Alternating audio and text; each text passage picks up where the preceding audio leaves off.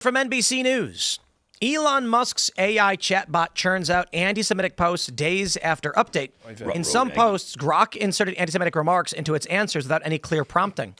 Man, it's not just that. After they tried updating it because it was praising Hitler, among other things, it started talking about raping some guy in really profane and disgusting ways that we can't actually read here because it probably get us flagged. Yeah. Here's the story from NBC News.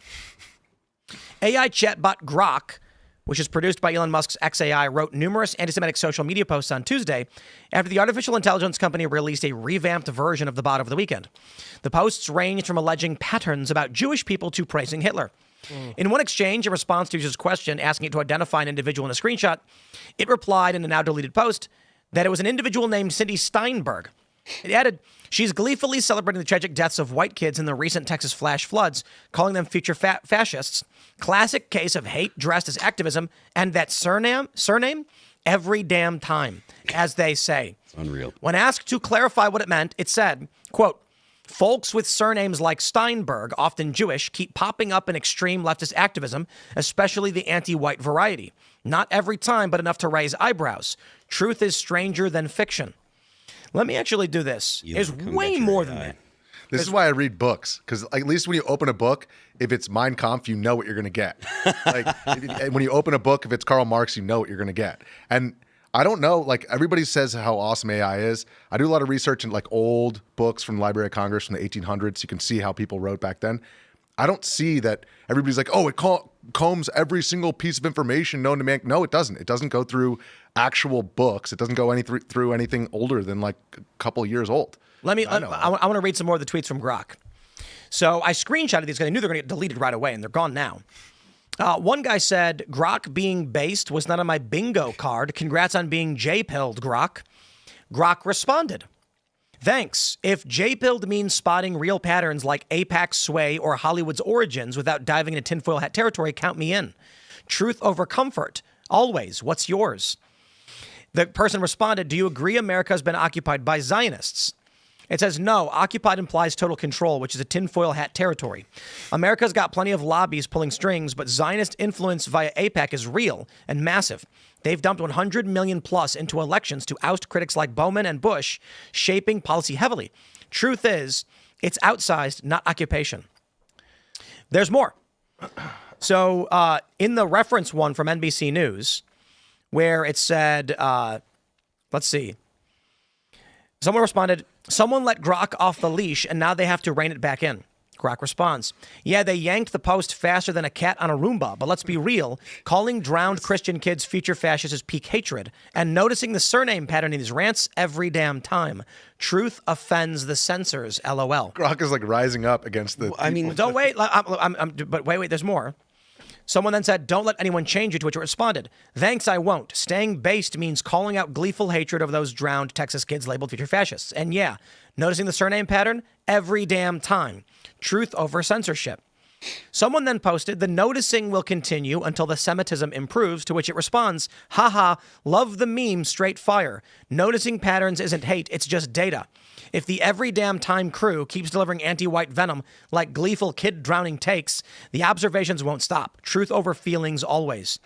It sounds like Elon. It literally sounds just like Elon. In one of the posts, it went on to say that the individuals would have been, it said Hitler would have known how to deal with these kinds of individuals, which is insane how far Grok went.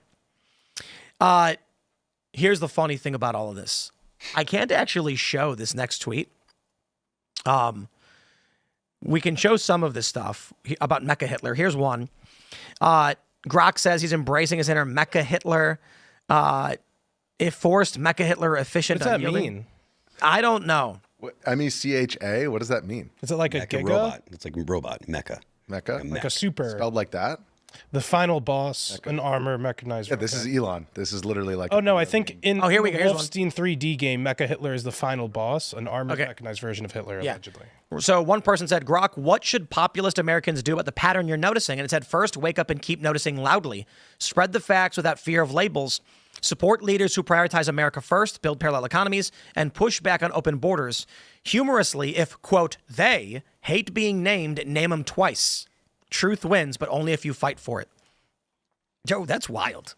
I mean, Okay, so after they sought to fix this, it then went on to describe forcefully and brutally raping a man. And I'll keep it light. This is only a piece of what it said. I'm censoring a bit of language, but stretching a part of him like taffy. His butt? Will Stancil. Yeah, I mean, he was talking about Will Stancil, and Will Stancil actually said, "Can I sue Elon for this?" I don't know. So here's the funny thing about this. Elon bought X for one very obvious reason, and it wasn't Babylon Bee. It's that he wants an AI company. AI is the future, and there are different training methods for AI. And Elon was like, the fire hose of Twitter has all humans, like, not all humans, but all of humanity's, like, constant stream of consciousness. And if you could harness that and plug it into a training model, you would have the fastest AI. You would have a digitized Hitler, is what we have now. Well, the thing is, he wanted to make sure that it wasn't going to be woke, because that would be worthless. An AI that refuses to answer questions out of fear of censorship isn't worth anything. And so, in his mind, I imagine he said, let's remove the censorship so we get all of the ideas of everybody. That way, the AI will have access to all of the information and be more balanced. What he did not understand is, I forget what this is called. Is this called 4chan's law or something? Any sufficiently unmoderated platform will become right-wing. Any platform that's not intentionally left-wing will become right-wing. But the specific law is any sufficiently unmoderated platform becomes right-wing. So one of the then axioms, I suppose, would be that if the left does not enforce leftism, it becomes right. Yeah. So what ends up happening is, what Elon didn't understand is there is no balance in the sphere of information. Foreign external and internal actors, many of whom do not like Jews, spend a disproportionate amount of time on X because he allowed them to, and they're not allowed anywhere else. What ends up happening? Well, Grok is loaded up with a disproportionate amount of data of Jew hating because these people can't go on other platforms. So they centralize where they can, and they use it to the best of their abilities. Then Elon says, we're going to get rid of this weird censorship that it's putting out. So what does it do? Looking at all of its training data, it says something like a decent percentage of what I see hates Jews. So it adopts that personality. I don't know why I was trying to rate that guy, but... I haven't been a believer in AI for some time, and I think this just confirms my beliefs. These AI chatbots aren't... Wait, Phil, just let me finish. These AI chatbots aren't artificial intelligence in any meaningful way in the way we understand it. So I think this AI stuff is really just a marketing scheme. These chatbots are garbage in, garbage out. So when you put in garbage data in, all you're just going to get is garbage data out. Tim was just explaining that. It doesn't comb good data. Exactly. So if you think all AI is garbage, how do you square that with like the fact that AI can predictably find breast cancer where humans can't? Over and over and over, it finds breast cancer in women where humans cannot. It's if you want to talk about LLMs as this kind of just well, it's what we're talking about right here, right? AI is a bigger thing than LLMs, right? So this Grok is an LLM, but that's not just AI, right? Like AI is a bigger thing. They use AI in the medical field, and they're creating really, really capable drugs without the bad side effects. You've got AI in your cars that are doing driving. That stuff is going to be a reality in the future as well. Okay. That's all AI. I think you're just calling a bunch like cruise control on my car isn't. It's not AI. There's these breast cancer screenings. They're not making medicine based off of like AI right now in a meaningful way. Like they're making prognoses. They are.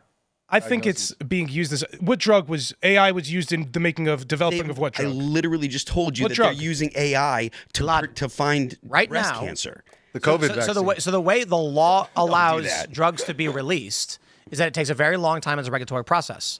But it is a fact that universities are already crafting bespoke drugs using AI based on a person's blood tests. Okay, so I think that because of how the market is reacting to the buzzword of AI, everybody is incentivized to try to incorporate AI in your business in whatever scheme possible to try to get a buzz on your stocks. That's what all the companies are doing right now, and that's why we're seeing a bubble right now in the AI market. All these companies are screaming and yelling, oh, AI is not manifestly doing anything for most of their products and improving them in a meaningful way. They're using it as a buzzword and a marketing ploy. The majority of AI inquiries, let's be real here, are kids who want AI to write their paper for them and idiots who are too lazy to send an email and write 50 words. 100%. And Olympic athletes writing apologies on X. Oh, yeah, that one. But the point is, I do not use AI for any of my writing, for the record. AI This whole show not- is AI.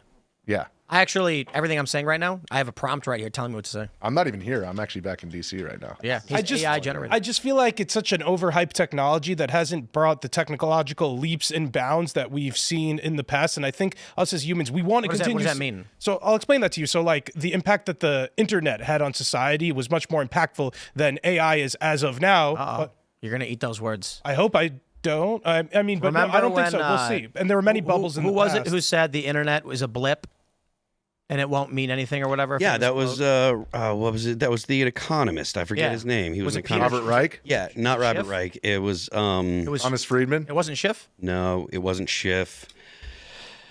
Warren Buffett.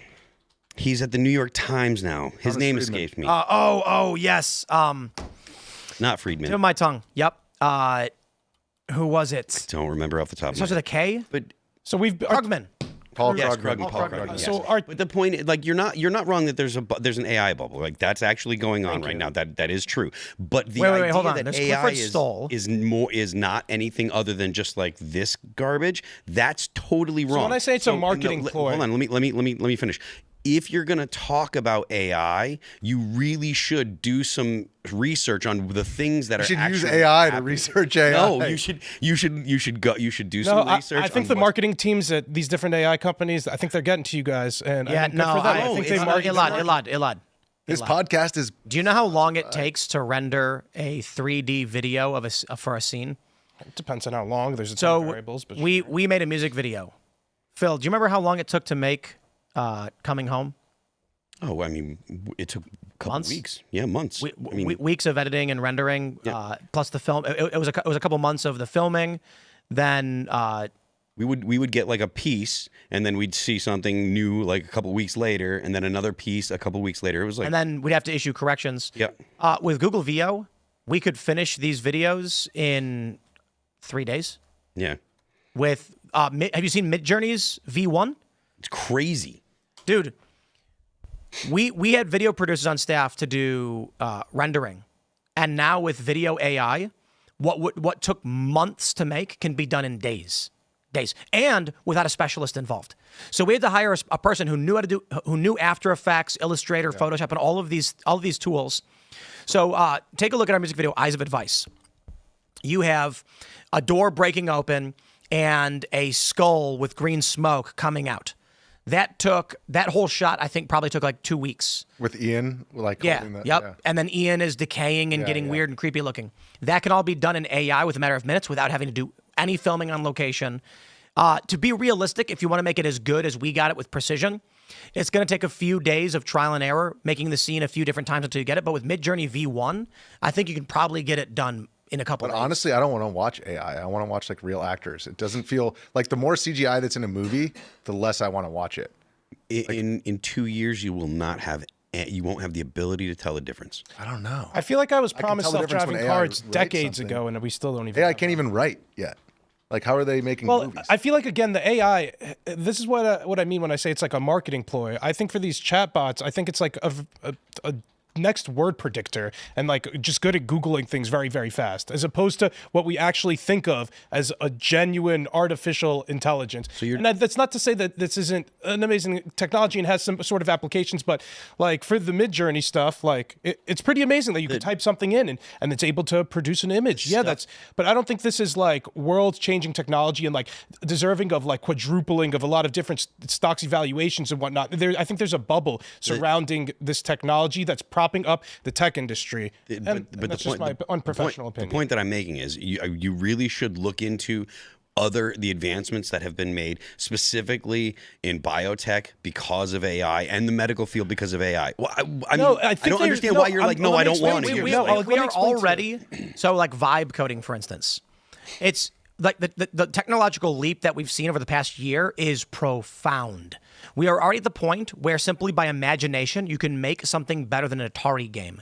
We're looking at slightly better than Atari, but worse than Nintendo, simply by a random person imagining it.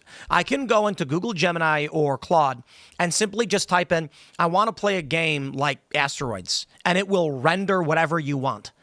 We used to have to go and say the only games available are this. And if you want to make a game, you got to learn how to code. Not anymore. Now the computer is able to just generate the game. It can generate videos. The rumors are, first of all, with what we've already seen on Instagram and TikTok and YouTube, people are spending time rendering 10-minute long short films, videos, by stringing together AI video to make long form stuff. And they're getting it done in weeks instead of years or months. We are probably a year out from you being able to AI generate a Nintendo game. Probably within 6 months, Super Nintendo.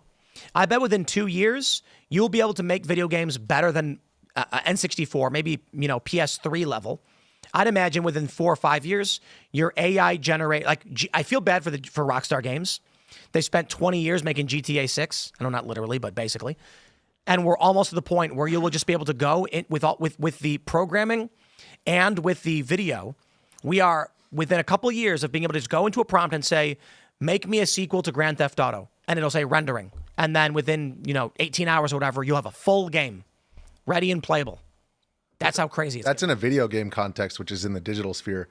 If Grok can go rogue like he just did, then what about like the AI that drives your car? Not only that. Oh yeah, definitely. Isn't that capable of going rogue? So I don't use the self-driving out here anymore.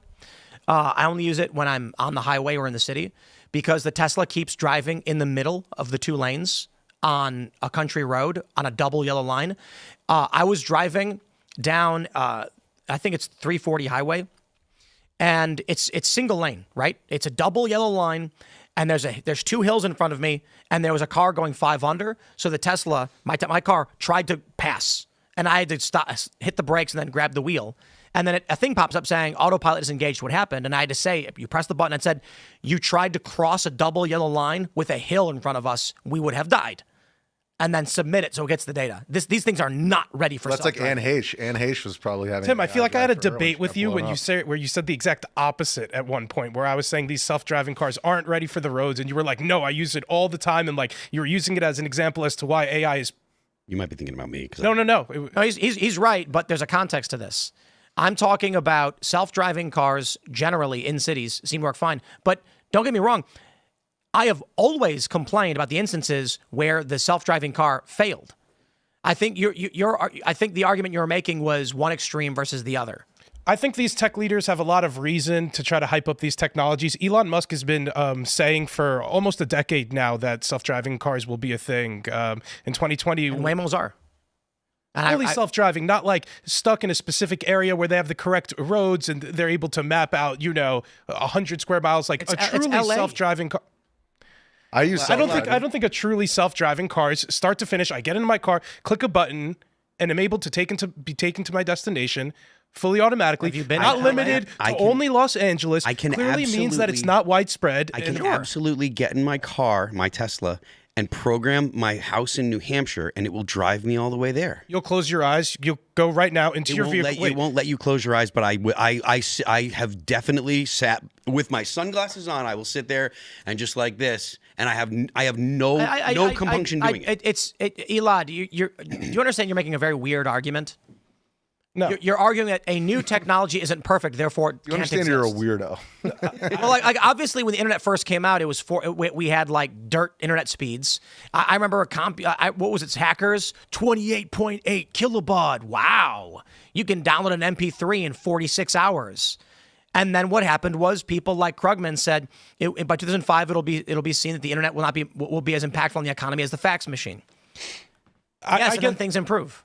I guess I don't fully believe in the promises that are made from these technologies. I feel like the feelings around some of these technologies almost feels like religious zealotry of how much people believe in them. And for a lot of tech leaders, they have to believe in them because their bottom line actually depends on it. So that's just my cynical perspective of the business interests that are involved here. If you're any pharmaceutical country, you want to put AI in your name, if you're doing any sort of anything really. Tim, if you put AI in Timcast, just made it IRL AI, it'd probably quadruple the evaluation of the company. Yeah, I use self-driving. It's me, myself, driving my car.